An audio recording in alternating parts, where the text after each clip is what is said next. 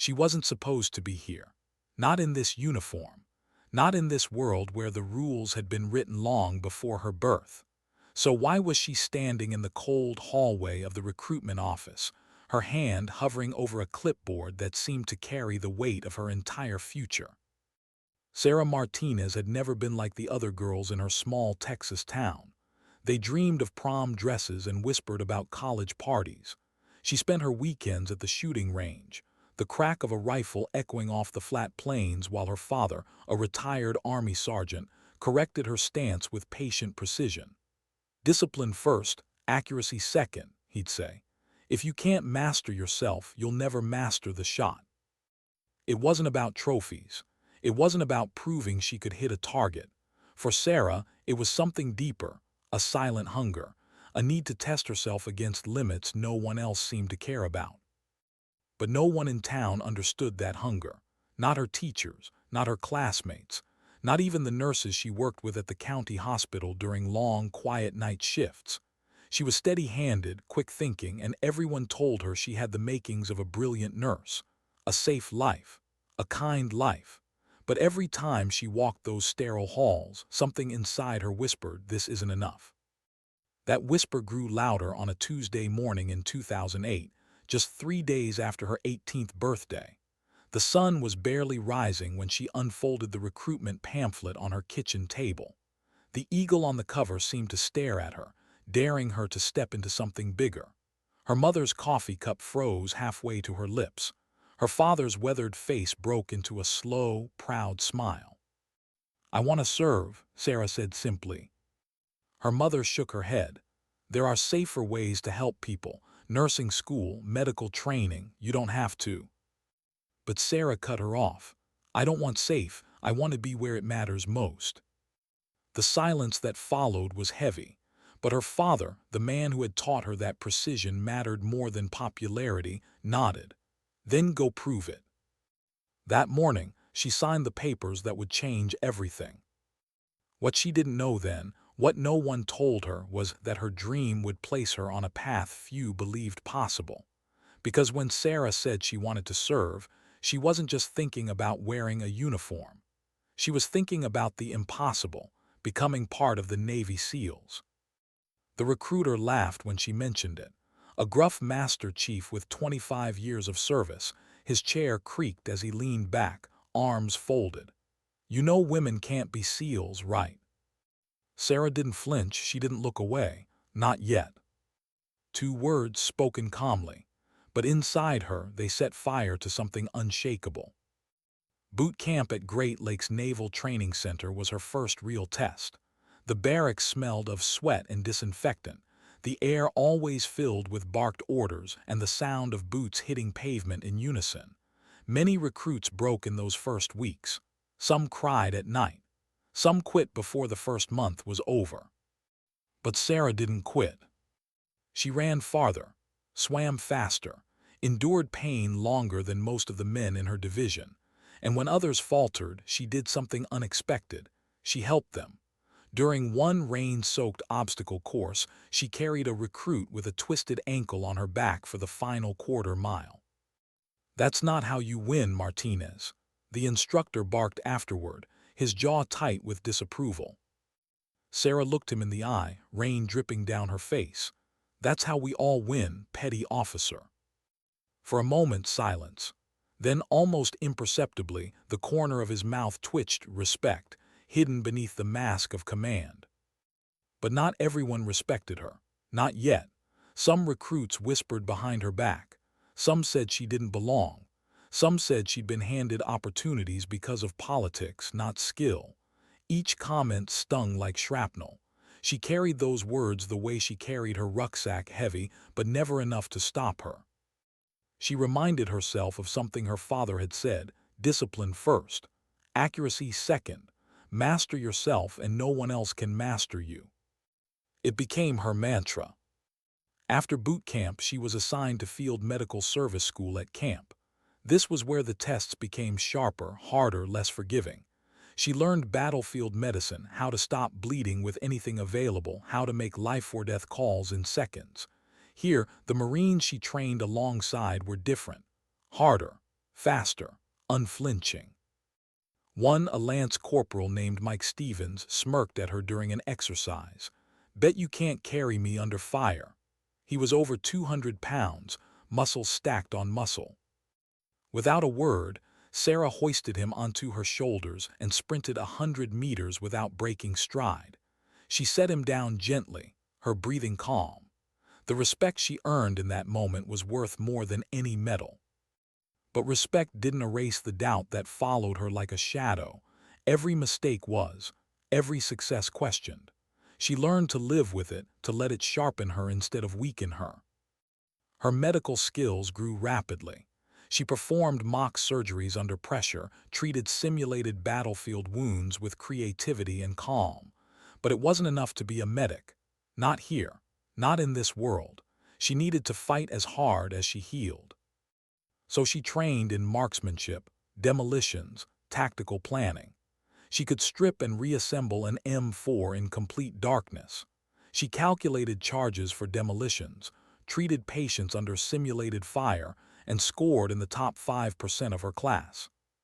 But all the training in the world couldn't prepare her for what came next. Her first deployment to Afghanistan.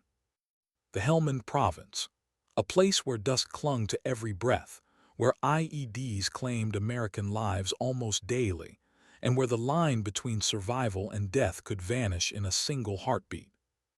Her first mission was supposed to be routine, a patrol, nothing unusual until the explosion. The lead Humvee hit an IED.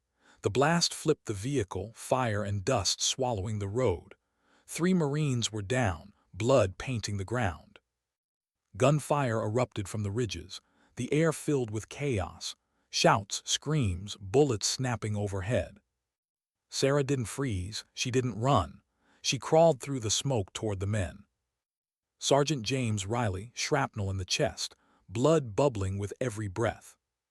Corporal David, his leg nearly severed. Private unconscious, his head split open. 3 men, 3 lives, and only 2 hands to save them. Which one do you choose first? The question hung over her like a curse. She forced herself to focus. One breath, one decision. Riley first. Seal the chest wound, stop the bleeding. Then tourniquet fast, tighten until the blood stopped spurting. Then stabilize the neck, stop the swelling. Her hands moved like lightning, her mind quiet even as bullets snapped around her. Minutes felt like hours, but when it was over, all 3 Marines were alive. The story spread, whispered through units, passed from one platoon to another. The medic who didn't break under fire, the girl from Texas who crawled through chaos and brought men back from the edge of death. That night, as she sat alone cleaning the blood from her hands, Sarah felt something strange. Pride, yes. Relief, yes. But also a quiet weight. The knowledge that she had chosen who lived first. That if she'd been slower, if her hands had faltered, one of them might be gone. She didn't tell anyone about that feeling. Not yet. Because deep down, she knew this was only the beginning. Why did every eye in the room go silent the moment she walked in?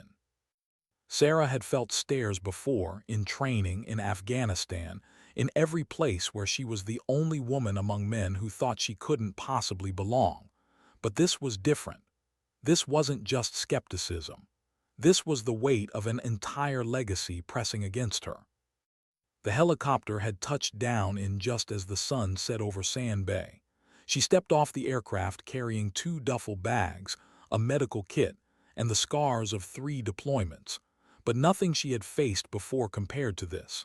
The compound of Naval Special Warfare Command. The home of SEAL Team 6. Commander met her at the landing pad, tall, weathered, and sharp-eyed. He shook her hand with the weight of 20 years in special operations.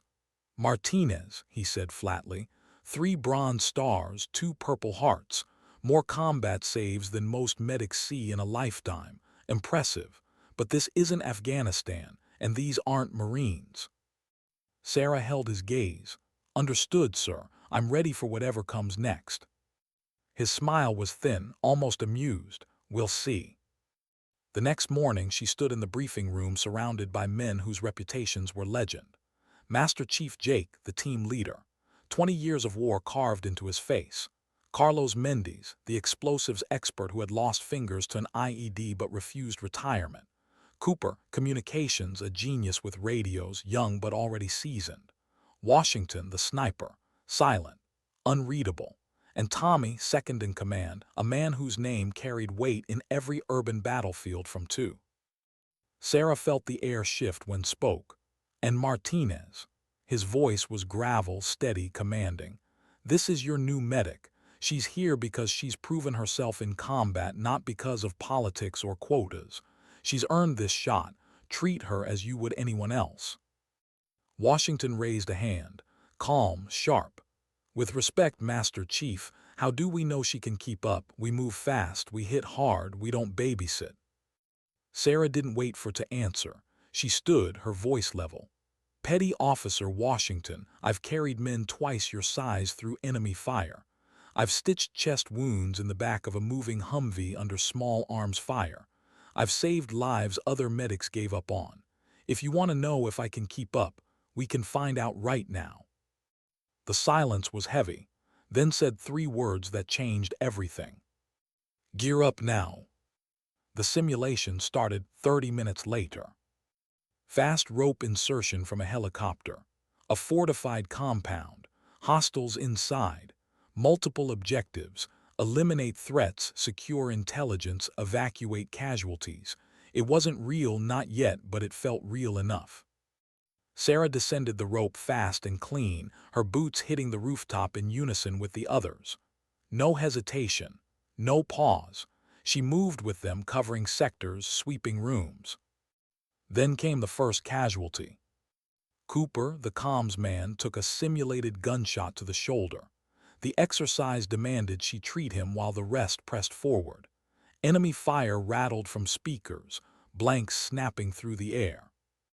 Sarah dragged him behind a concrete wall. Tourniquet, pressure bandage, pain meds, 3 minutes, maybe less, enough to keep him in the fight. Her hands didn't shake. Her breath didn't falter. She worked with the precision of someone who had lived this before. But the test wasn't over. In the final room triggered a booby trap. A blast of simulated shrapnel tore across the space. He dropped, wounded legs and abdomen. Sarah froze for a fraction of a second, then moved. Treat him where he was, exposed under fire, or drag him to safety and risk worsening the wounds. She chose to stay. Using her body as a shield, she worked under fire. Tourniquets, bandages, stabilization. Seconds stretched into eternity. When the exercise ended, his voice cut through the silence. Mission success, 0 fatalities, minimal casualties. The men gathered in the debriefing room. His eyes scanned each of them before settling on Sarah. Martinez, he said slowly, your medical skills are as advertised, but more than that, you think like an operator. You knew the mission wasn't about surviving, it was about fighting and moving. That's the difference between a good medic and a SEAL medic. Washington leaned back in his chair, expression unreadable. Then he nodded once. I had my doubts, but she carried her weight. Still bandaged from the simulation, cracked a grin. Next time, Martinez, ease up on the tourniquet. Thought you were trying to cut my leg off for real. Laughter filled the room. For the first time, she wasn't the outsider. She was one of them. But acceptance came with a new weight. She knew training simulations were one thing. Real combat was something else entirely. That night, lying in her bunk, she thought about what Mendes had whispered to her before the exercise. Prove them wrong and they'll follow you into hell. Prove them right and you're finished. She had proven herself for now, but tomorrow would bring another test, and the day after that. Her chance came sooner than expected. The red folder landed on the briefing table at 300 hours. Opened it, his face hard. Inside was a name. Al, ISIS bomb maker, responsible for 12 attacks in 6 months, including the bombing that killed Marines in Aleppo just a week earlier. This is a capture mission, said. We need him alive. Martinez, your job is to keep everyone breathing, including him if he's hit. The words tasted bitter. Save the life of a man who had murdered her own, but she didn't let it show. She simply nodded. The mission plan was simple on paper. Night insertion, ground assault, 20 hostiles, high walls, guard towers, heavily armed. Washington asked the question everyone was thinking. Extraction window. 18 minutes, said. If we're not out by then, we walk 40 miles through hostile territory. They rehearsed for 12 hours. Every step, every breach, every contingency drilled into muscle memory.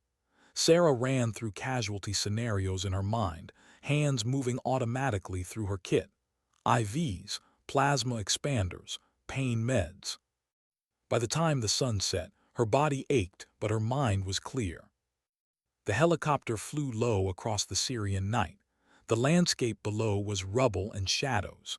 Sarah checked her gear again, the familiar calm settling over her. The calm that came not from fearlessness, but from knowing fear and moving anyway. 5 minutes out, the pilot said. The team glanced at one another, nods, silent readiness. The Black Hawk flared and they fast-roped into darkness, boots hitting dirt, the smell of dust and gun oil filling the air. Hand signal sent them forward. The compound loomed ahead, high walls etched with shadows. Heat signatures moved inside. Sarah's pulse slowed, her senses sharpening. Washington's suppressed rifle cracked twice. 2 guards fell silently from their posts. Mendes blew the gate, the team surged through. Gunfire erupted, voices shouted in Arabic, bullets sparked against concrete. And Sarah moved as a pair, clearing rooms methodically. Then it happened. Cooper went down real this time, a round through the arm, blood pouring fast. I'm fine, he hissed. No, you're not, Sarah snapped, dragging him to cover. Pressure bandage, fluids, painkillers, 3 minutes again, just enough. She shoved him back into the fight. By the time they reached the main building, chaos reigned. 4 guards inside with Al. The firefight was brutal. Grenades, shouts, smoke. When it cleared, 3 guards were dead, 1 bleeding out, and Al himself lay against the wall, clutching his shoulder. Sarah moved before anyone else. Her job wasn't to judge. Her job was to save. Al's blood ran through her gloves. His whisper was faint. Please, I have information. She said nothing, she just worked. The wounded bodyguard was worse. Abdominal bleeding. No time. No resources. She did what she could, knowing it likely wasn't enough. Extraction in 90 seconds, called. They carried both men to the LZ. Sarah never let go of her kit, never stopped monitoring vitals. By the time the helicopter lifted off, Al was stable, alive, and because of that, dozens of future attacks would never happen. When found her later restocking supplies, he didn't smile, he just nodded. Outstanding work. You kept him alive. That saved more American lives than we'll ever know. Sarah said nothing. She just cleaned the blood from her hands. Because somewhere in her chest she still heard the whisper, he killed our own. Why did I save him? She didn't have the answer, not yet. But she knew the mission had changed her. Saving lives and taking lives were no longer separate. They were now threads of the same story, a story she had chosen to live. The silence after an explosion isn't really silence. It's ringing, deafening, the kind of sound that makes your bones hum and your thoughts scatter like shrapnel. Sarah knew it too well, and when the dust began to settle, when her vision cleared just enough to see the crater in the rocky ground and the blood pooling beneath his head, she knew one truth: nothing would ever be the same again. But the day hadn't started with fire. It had started with routine. 2 years into her life with SEAL Team 6, Sarah had been tested in dozens of missions across 3 continents. She had saved more lives than she could count, treated wounds that should have been fatal, and earned the respect of men who once doubted she belonged. She wasn't the outsider anymore. She was one of them. The mission briefing that morning seemed ordinary. Surveillance in eastern Afghanistan. A Taliban weapons cache tucked into a mountain village. Watch the patterns, count the fighters, mark the weapons. Nothing more. 3 days into the operation, their observation post was hidden high on a ridge, camouflaged beneath nets and dust. They watched the village below like ghosts, unseen, patient, recording every careless movement of their enemy. Sarah almost let herself relax, almost. On the fourth morning, a shepherd boy stumbled onto their position. Bare feet, wide eyes. He froze when he saw them, 5 Americans in full kit, rifles leveled. Then he turned and ran, screaming in Pashto. Within minutes, the village erupted.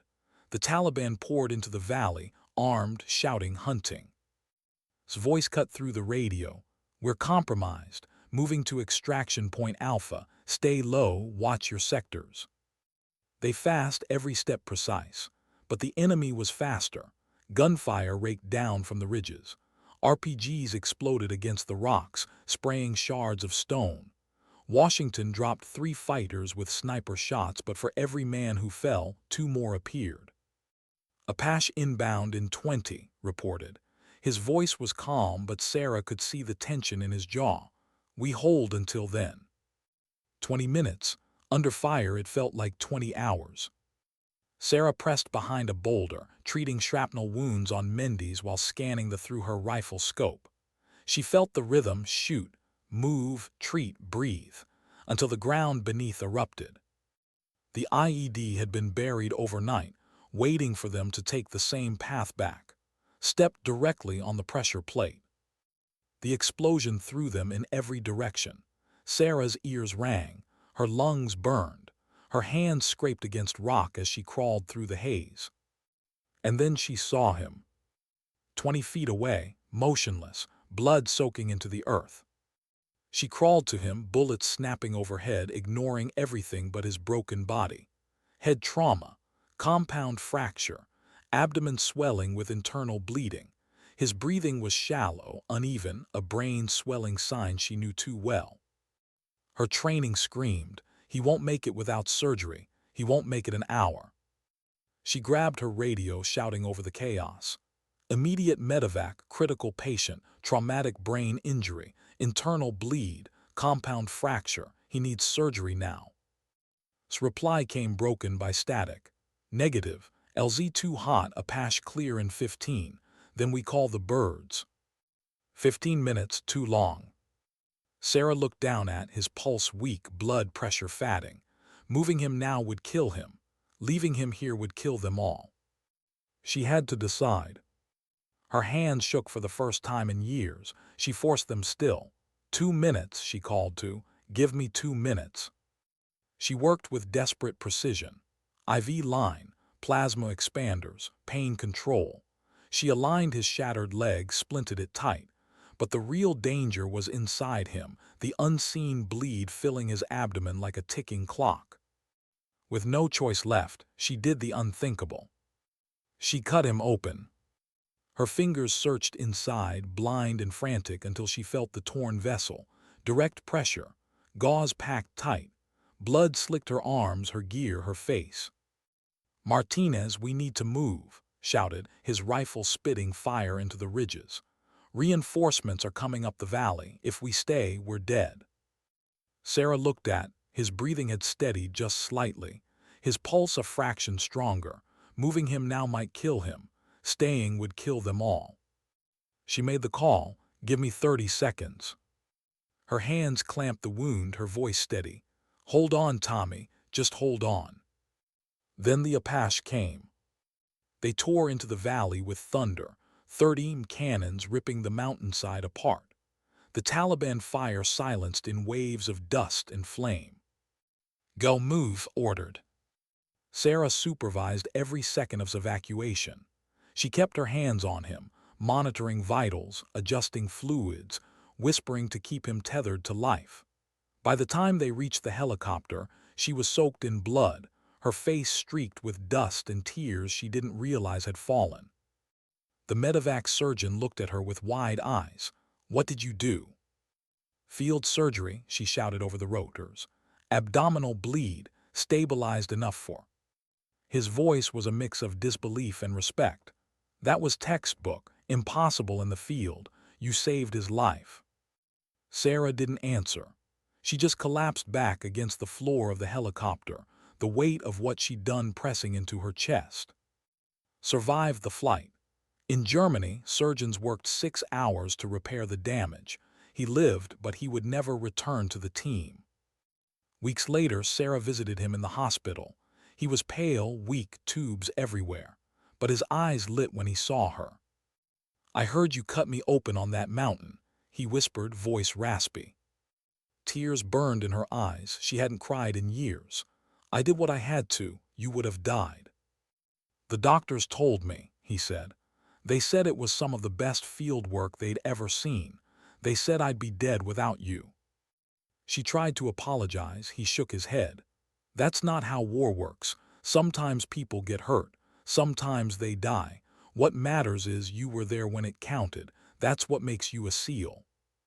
The words broke her in ways she didn't expect. Arrived later that day, still in dress uniform. He placed a wooden box on his bed, Sarah's third Bronze Star. The citation read, "Exceptional courage and medical expertise under enemy fire, resulting in the preservation of life and the successful completion of the mission."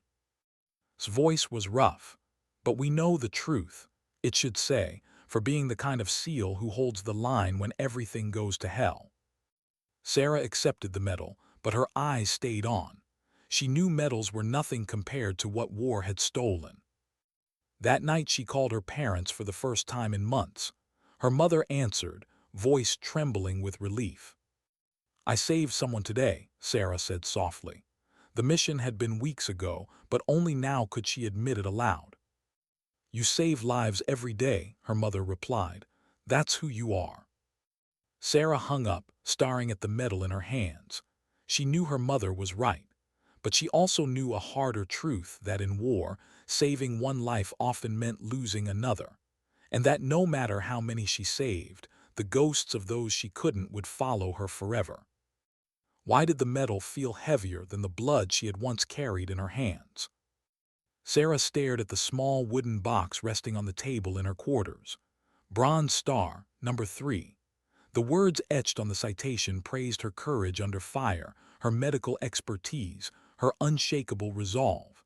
But all she saw was face in the hospital bed, pale, broken, his body forever altered because of a single step on Afghan soil. The world called it heroism. To Sarah, it felt like failure wrapped in a ribbon. 3 weeks had passed since the blast. She still woke at night with the ringing in her ears, the smell of burned earth and blood in her nose. She still felt the weight of gauze packed into his abdomen, the slick warmth of his lifeblood slipping between her fingers. She had saved him, yes, but not whole, not unscathed. And the truth she couldn't say aloud gnawed at her. I couldn't save him all the way. When she visited him again in Germany, he greeted her with a smile, weak but real. "I hear they're pinning another star on you," he rasped, his voice by the breathing tube. She tried to smile back, failed. "They should be pinning it on you." "Martinez," said, his eyes steady, "you saved my life on that mountain. That's what matters." But she shook her head. "You'll never go back to the team. You'll never fight again." His reply was soft but sharp as a blade. "Sometimes surviving is the fight." The words struck deeper than she expected. For days afterward, she replayed them in her mind. Sometimes surviving is the fight. It sounded simple, but it felt like truth wrapped in pain.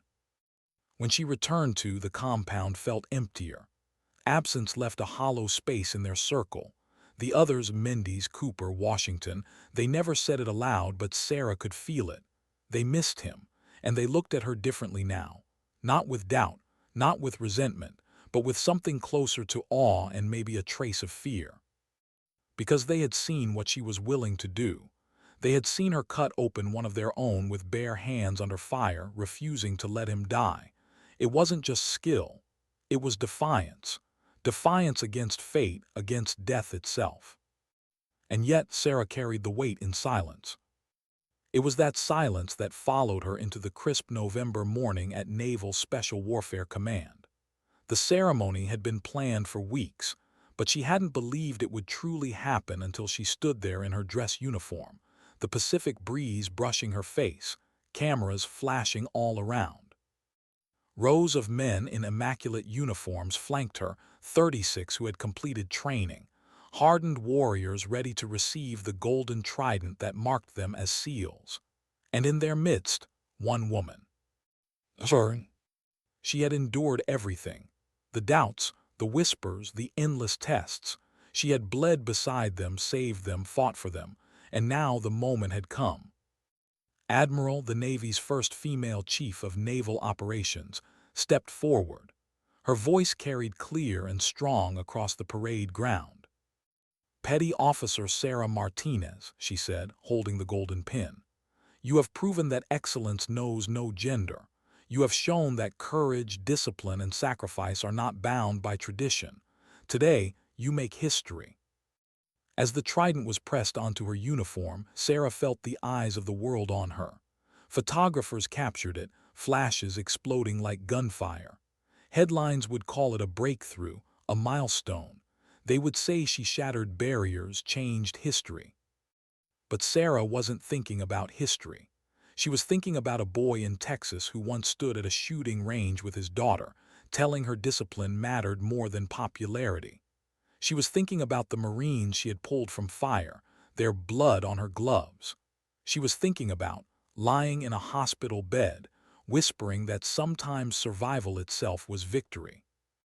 The applause swelled, thunderous, but inside she heard nothing. Only the steady whisper she had carried since Afghanistan. Was it enough? Was saving one life enough when so many others were lost? After the ceremony, officers and dignitaries congratulated her. Senators shook her hand. Generals offered praise. But the encounter that stayed with her came quietly, when a Navy pilot named Jennifer approached with her teenage daughter at her side. "Ma'am," said, her voice proud but trembling, "my daughter's dreamed of becoming a SEAL since she was 12. Until today, I told her it was impossible. Thank you for changing that." The girl, Emma, stepped forward nervously, wearing a Naval Academy t-shirt. Her eyes were wide, filled with the kind of belief Sarah remembered from her own youth. "Petty Officer Martinez," Emma asked, "what advice would you give someone like me?" Sarah knelt, lowering herself to the girl's level. For a moment she saw herself reflected, the same hunger, the same fire. "Train harder than you think you need to," Sarah said softly. "Learn everything you can, and never let anyone convince you that you're not good enough. If you want it and you're willing to bleed for it, nothing is impossible." The girl's eyes shone with tears she tried to hide. Sarah placed a hand on her shoulder, steady, grounding. "You can do this." Later, alone in her quarters, Sarah replayed the encounter. The girl's hope had been pure, untouched by the weight of war, by the ghosts that haunted soldiers. Sarah wondered if she had given her encouragement or cursed her to carry the same scars. But maybe that was the point, to show them it was possible even if the path was carved in pain. Weeks turned into months. Sarah was asked to give interviews, to meet with leaders, to stand as a symbol of change. She smiled for cameras, answered questions carefully, shook hands with strangers who wanted to claim a piece of her story. But inside she felt restless. She hadn't joined to be a symbol. She hadn't bled to be celebrated. She had come for the mission, for the fight, for the chance to save lives where it mattered most. That chance came again sooner than expected. The summons arrived in a plain envelope, a classified briefing at the Pentagon. Sarah walked into a conference room filled with generals, intelligence officials, men who had planned wars across continents. General David, commander of Special Operations Command, leaned forward. "Martinez," he said, "we have a situation. A terrorist network in Southeast Asia is using female operatives for suicide bombings and intelligence gathering.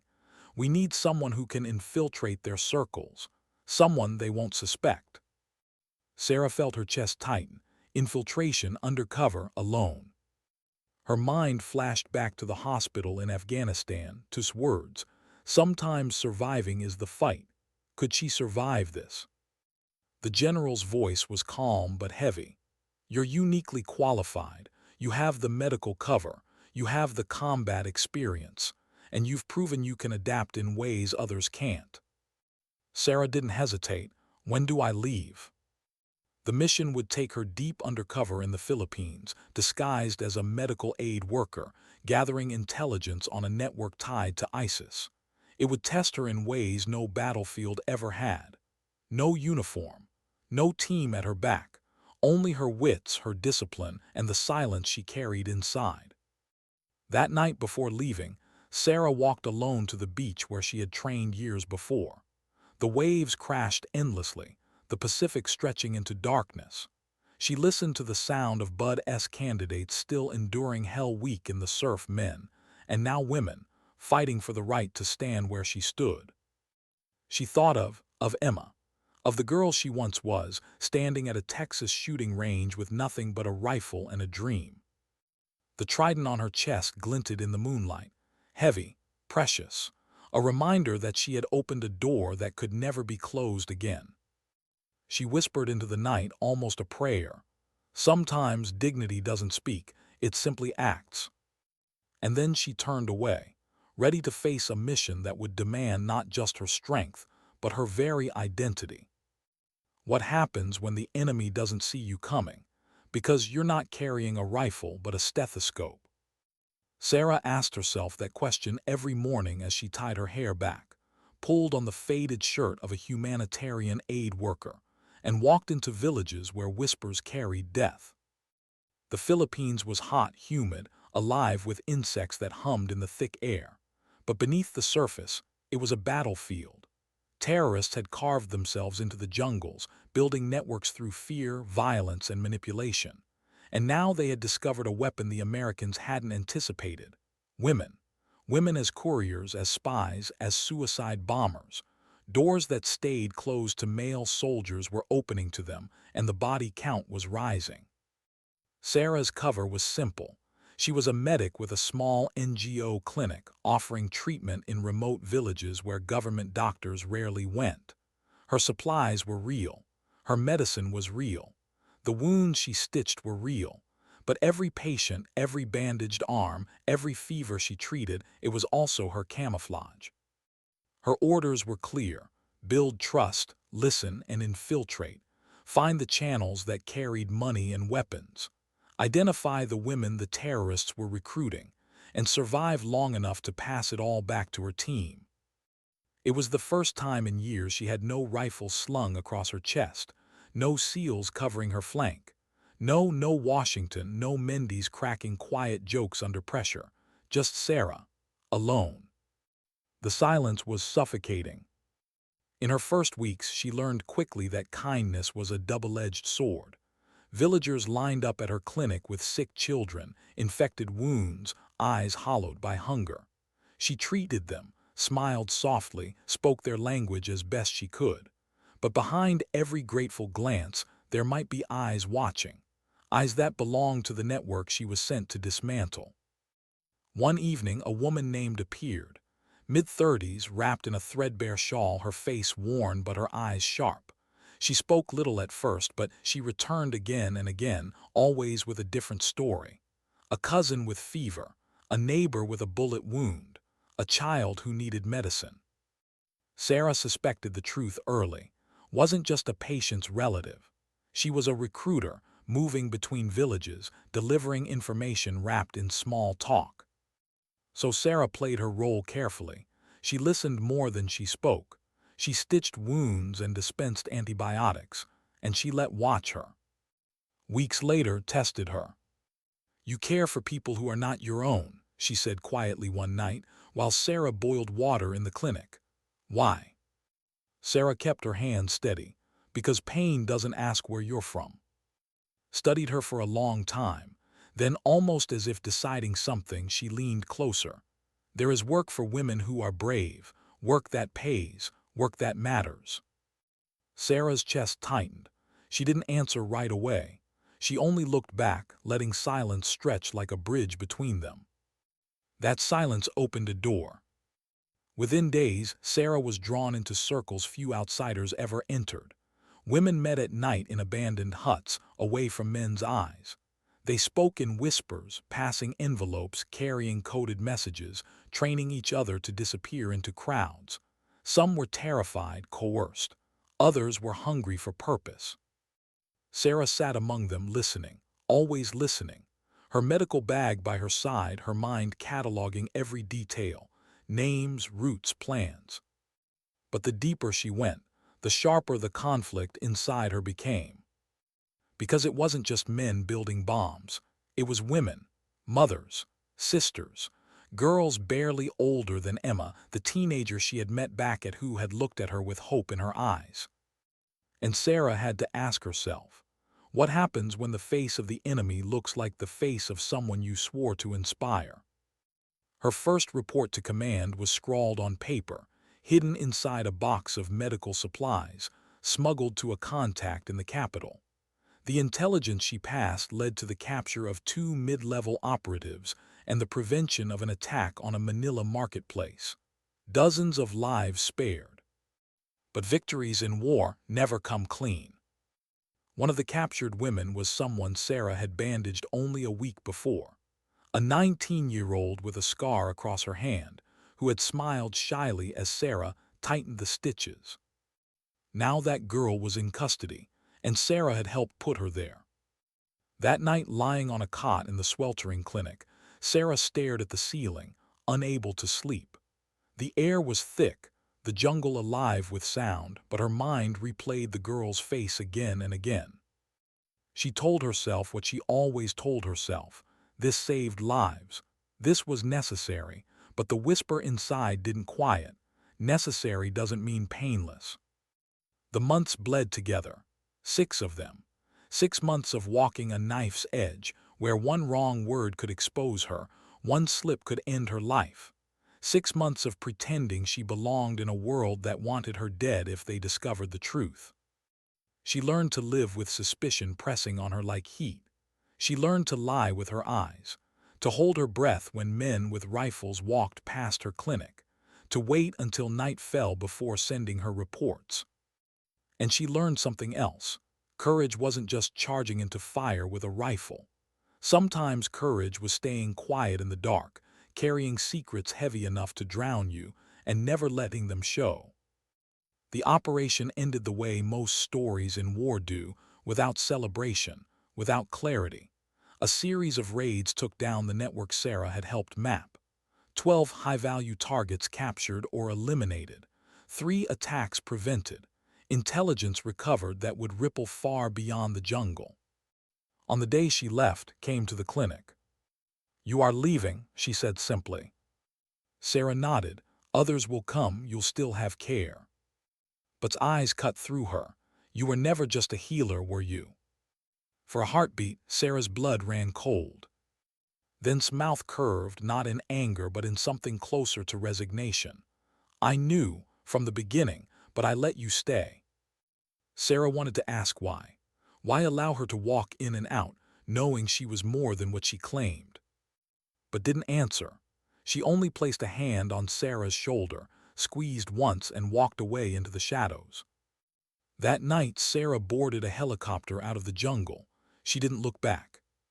When she returned to the United States, the debrief was clinical. Numbers, results, impact. The generals called it a success, a model for future operations. But Sarah didn't feel victorious. What haunted her wasn't the intelligence she'd gathered or the enemies neutralized.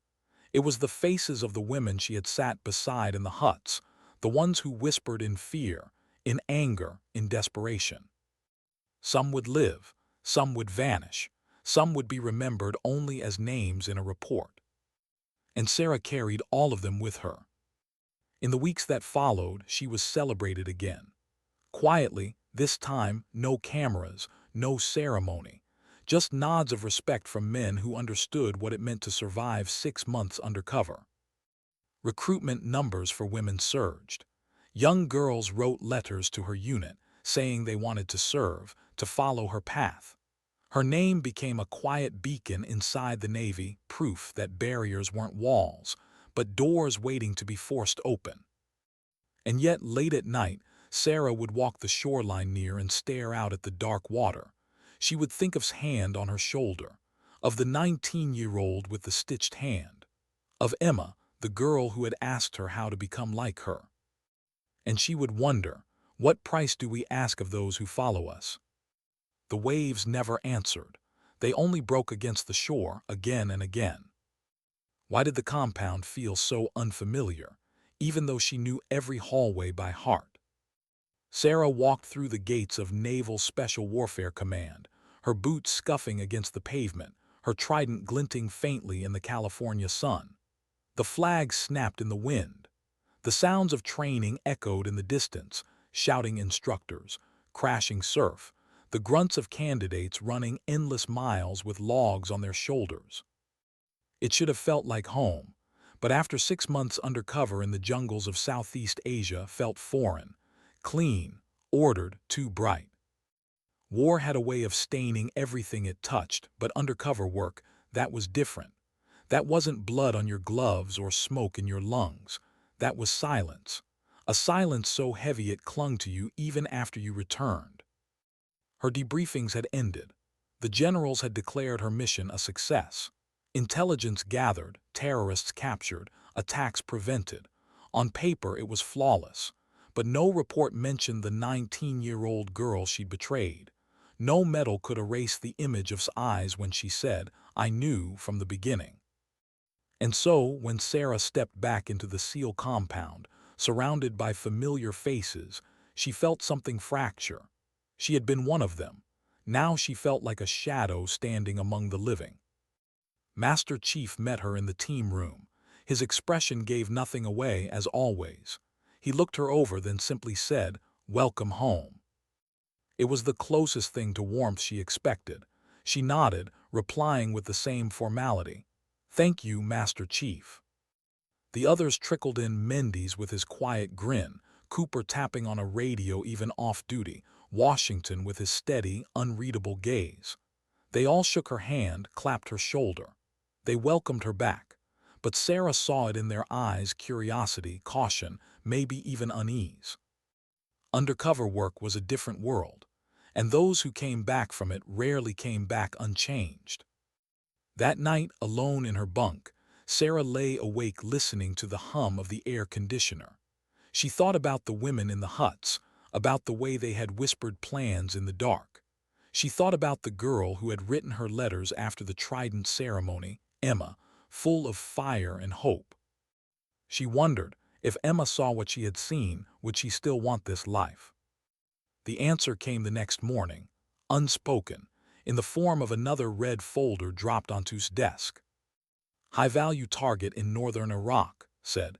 "Senior ISIS financier.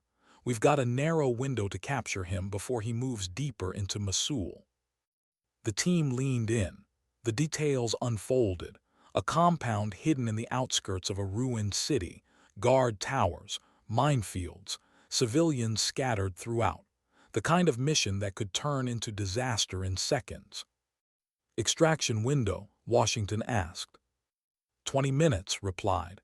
"No more. If we miss it, we disappear into the city and improvise." Sarah scanned the satellite photos. The compound was dense, messy, a mix of stone and metal. Civilians inside meant complications, casualties waiting to happen. Her job would be to save lives on both sides, even when those lives belonged to enemies. The mission rehearsals began immediately. Breach drills, room clearings, medical simulations. Sarah patched mock wounds, packed fake shrapnel injuries, ran through combat scenarios until her hands shook from exhaustion. But beneath the drills, something gnawed at her. She found herself hesitating in moments she never used to. When a target dummy fell in a drill, she didn't just see foam and plastic. She saw a 19-year-old girl with stitches in her hand. She saw his quiet gaze.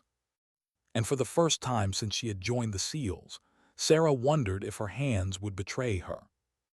The night of the mission came fast. The Black Hawk swept low across the Iraqi desert, its rotors chopping the air into thunder. Sarah sat strapped in, her rifle across her chest, her medical bag heavy against her legs. She closed her eyes, breathing slow, trying to drown the ghosts with rhythm. 5 minutes out. His hand gesture moved down the line. The men checked their gear. Washington polished his rifle scope. Mendes adjusted his detonators. His absence sat in the corner of the bird like a ghost, unspoken but present.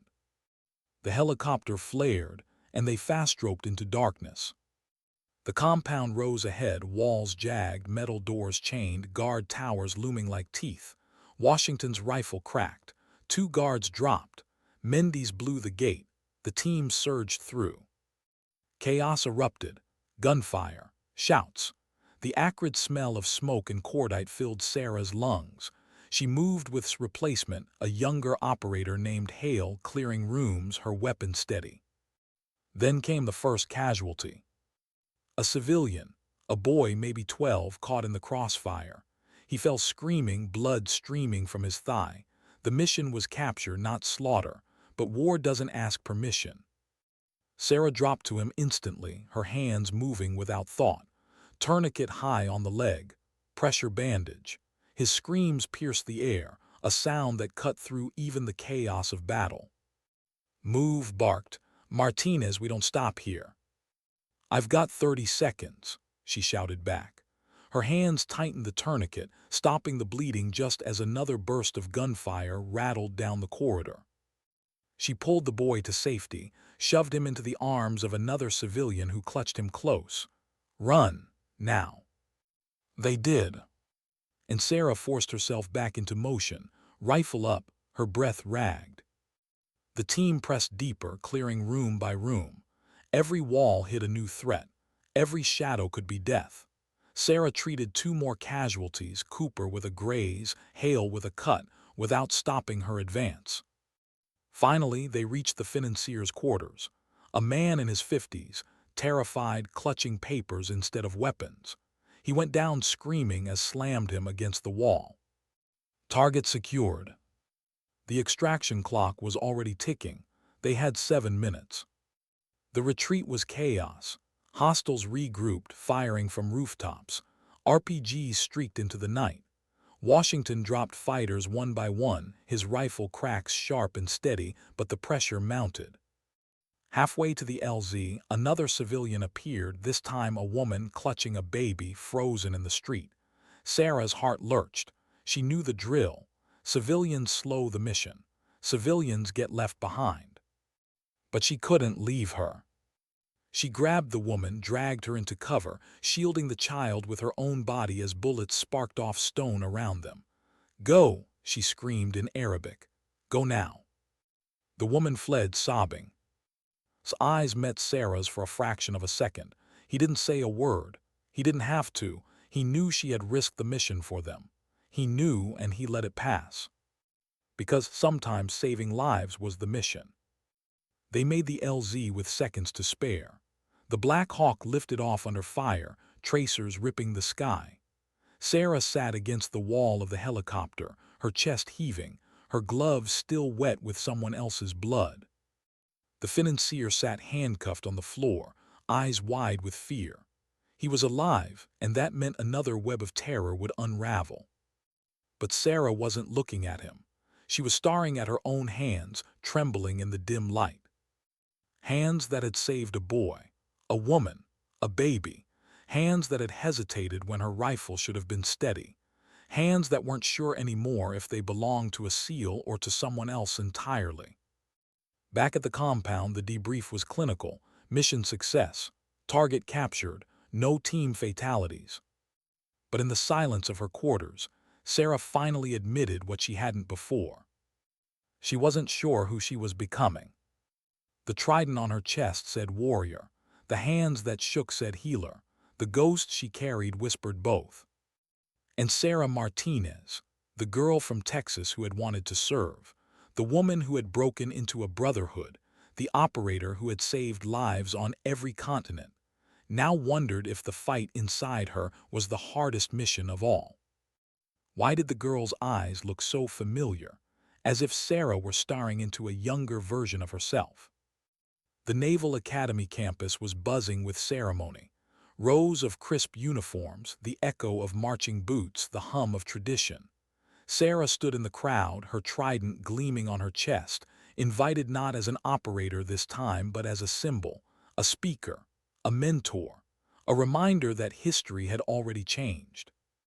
That's when she saw her.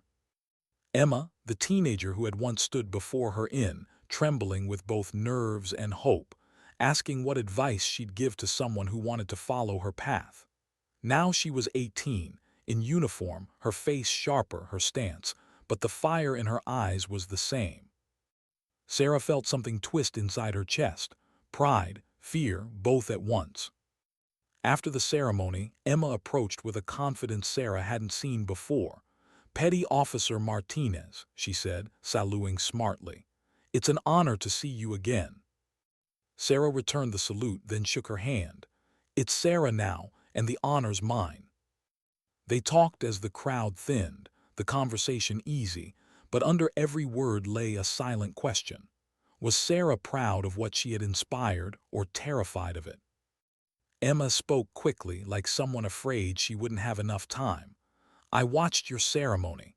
I watched what you did for women in the teams. You opened the door and I'm going to walk through it." Sarah studied her carefully. "You understand what that means, what it costs." Emma's jaw tightened. "I do, and I'm ready." Sarah wanted to believe her, wanted to feel nothing but pride. But behind Emma's conviction, Sarah saw something else: innocence. The same innocence Sarah herself had carried once, before Helmand, before blood, before the jungle whispers that still haunted her in the night. "Don't mistake the uniform for the fight," Sarah said quietly. "The uniform is earned in days. The fight, that's forever." Emma nodded, but her eyes burned with determination. She wasn't deterred. That night Sarah lay awake replaying the conversation. She thought about the girls writing letters to her unit, the young recruits who now believed in something they had once thought impossible. She thought about Emma and felt the ghost of a question she hadn't dared voice. Had she inspired them or condemned them? The missions didn't stop. They never did. Weeks later, she was deployed again, this time back to Afghanistan, a place that already carried scars in her memory. The mountains, the dust, the silence between gunfire. Every corner reminded her of. Every shadow whispered with ghosts. Her team had a new operator now, a young corpsman named Fresh, eager, watching Sarah like she was both legend and myth. During a lull in their patrol, asked the question Sarah had been dreading. "What's it like, being the first?" Sarah looked at him. The sun beat down, the air tasted of sand and gun oil. She wanted to give him the easy answer, the one she gave in interviews, the one that inspired and comforted. Instead, she said the truth. "It's heavy. Every step, every mistake feels louder, like the world's listening, waiting to judge. But the fight isn't about being first. It's about not being the last." Nodded slowly, processing. Sarah could see it, the way her words sank into him, the way his respect deepened. But she also saw something else: expectation. The kind of expectation that made her wonder if she could ever live as just herself again, not as the symbol everyone else wanted her to be. The patrol continued. Hours stretched into days, and then the mission shifted, as it always did in war. Intel changed. A weapons cache moved. A convoy diverted. Suddenly, the team was deep in hostile territory, pinned by fire in a village that seemed abandoned until the bullets started flying. Sarah treated 2 civilians caught in the crossfire, a man with shrapnel in his arm, a girl with a fractured leg. She worked fast, her gloves slick with blood, even as rounds snapped past. Watched her, his expression tight. "How do you stay calm?" he shouted over the chaos. Sarah didn't answer right away. She packed the wound, tied the bandage, dragged the girl to cover. Only then did she speak. "You don't stay calm," she said. "You learn to work anyway." The firefight lasted an hour. By the time it ended, the sun was setting and the village was littered with smoke and silence. The team had survived. The cache had been destroyed. Mission complete. But Sarah didn't feel victorious. That night, as she sat under the stars, beside her cleaning his rifle, she thought again of Emma. She thought of the girl's determination, her burning eyes. She thought of, fresh and eager, looking at her as though she held all the answers. And she thought of, broken in a hospital bed, whispering that sometimes survival itself was victory. The ghosts pressed close. When she returned stateside months later, Emma was waiting. Now a plebe at the academy, her hair pulled back, her posture sharper, her words more clipped. But when she hugged Sarah, she was still just a girl chasing a dream. "I got my appointment," Emma said proudly. "Next stop, training. I'll see you on the teams." Sarah held her at arm's length, studying her. "You might, or you might not, and either way you'll find out who you are." Emma smiled. "I already know." But Sarah knew better. Nobody knew. Not until the bullets snapped overhead, not until the silence of loss settled into your bones, not until you woke at night with blood on your hands you couldn't wash away. She didn't say it, though, she only nodded. Because some lessons couldn't be taught, they could only be lived. That night Sarah drove to the shoreline again, the place she always came back to. The waves crashed, steady and relentless, just as they had when she first dreamed of the impossible. She thought of Emma, of every letter from young women who believed they could be like her. And she realized something she had resisted for years. She wasn't just fighting missions anymore. She was fighting time, fighting to make sure the door she had opened never closed, fighting to ensure that when Emma or anyone else carried the trident, they wouldn't feel the same weight of being the first. The ocean roared. The ghosts whispered. Sarah stood on the sand, her hands buried in her pockets, the trident cold against her chest. And for the first time in years, she allowed herself to hope. Not because she believed the fight was over, but because she knew she wouldn't be alone forever. Why did the silence feel different this time? Not heavy, not suffocating, but almost like peace. Sarah sat alone on a bench overlooking the Pacific. The compound was behind her, the ocean stretching endlessly before her. The surf rolled in steady rhythm, the sky fading into amber as the sun sank low. It was the same view she had stared at 100 times before, after after his injury, after the undercover nights that nearly swallowed her whole. But tonight something had shifted. She wasn't the same woman who had first stepped into years ago with nothing but doubt shadowing her back. She wasn't just the medic who had cut open a teammate on a mountain, or the undercover operator who had carried secrets like knives in her chest. She wasn't even the first woman to pin the trident, though the world would always remember her that way. She was something quieter, something harder to define. The sound of footsteps pulled her from her thoughts. Emma approached, taller now, her shoulders squared by academy training, her face sharper with discipline but still bright with youth. She carried herself like someone who knew the weight of what she wanted and had chosen it anyway. Sarah stood, and for a moment they just looked at each other, mentor and student, past and future. Emma broke the silence first. "They gave us a lecture today about history, about firsts. They mentioned you." Sarah gave a faint smile.